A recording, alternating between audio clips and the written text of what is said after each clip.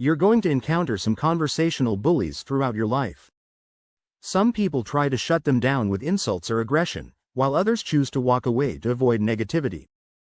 But there's a third, often more effective, way to handle these toxic people. Take control of the conversation. Russell Brand is a great example of this. Instead of shutting down the conversation, he subtly dominates it, standing his ground without coming across as rude. A great example of this is his interview with the three hosts of MSNBC's Morning Joe. In that interview, Brand uses several strategies that anyone can use to manage bullies in conversation. Let's break them down.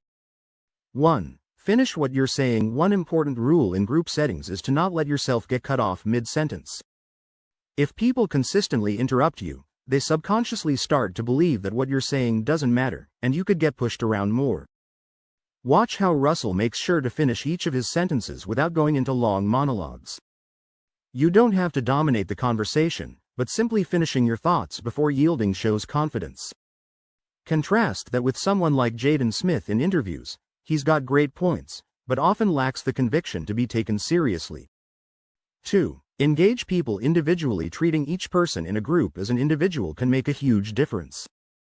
Using people's names or giving them eye contact while you speak can build rapport quickly. Even if someone is quiet, looking at them directly while you're talking makes them feel included.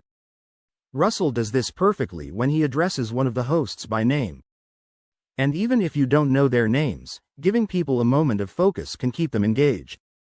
This is particularly useful if you find you're losing attention when telling a story or joke. Just take a moment to connect with each person in the room. 3. Show more signals to get more of what you want. Nonverbal signals are incredibly powerful in shaping the tone of a conversation. You can group them into more signals, like eye contact, engagement, smiles, and less signals, ignoring, calm silence. If you want someone to adjust their behavior, give them less attention when they're being rude and more when they behave well. For example, watch how Russell turns the tone around when one of the hosts, Mika, starts off rude. He remains calm, doesn't smile, and gives her little attention. This makes her uncomfortable enough to change her approach and eventually compliment him. When she does, Russell rewards her with warmth, eye contact, and a playful compliment in return. This is a great strategy for shifting the mood of a conversation without being confrontational. People crave attention, and when they get more positive signals for being kind, they'll naturally behave that way. 4. Ignore the rudeness and focus elsewhere. If someone is rude, passive-aggressive, or insulting, one of the best tactics is to focus your attention on someone else who is being polite.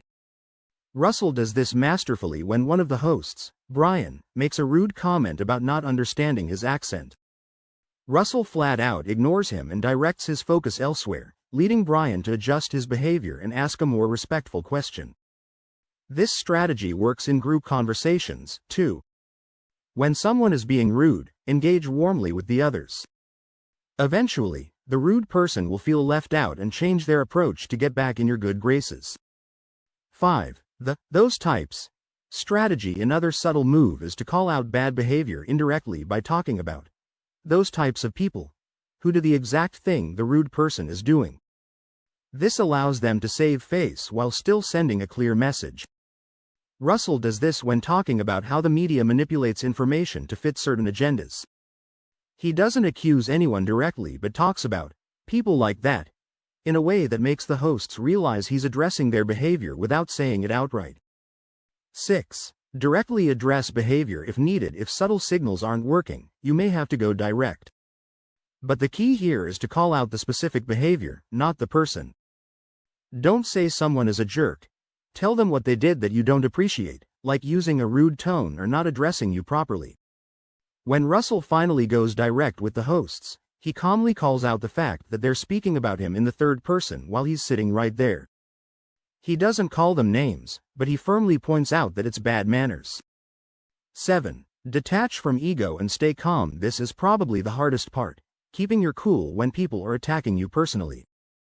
Watch how Russell stays calm and witty, even when one of the hosts questions his qualifications.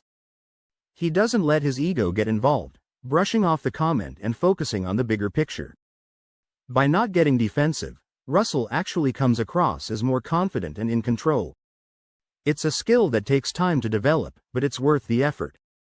When you detach your self-worth from how people react to you, it's much easier to keep your cool and stay witty in heated situations. Wrapping it up, Russell Brand shows us that you don't have to shut down a conversation to take control of it. By using subtle cues, focusing attention on positive behavior, and addressing issues directly when needed, you can stand up to conversational bullies without turning aggressive. If you want to take it a step further and work on staying calm and confident in tough situations, developing a sense of self-acceptance is key. When you're comfortable with who you are, criticism and rudeness won't shake you as much.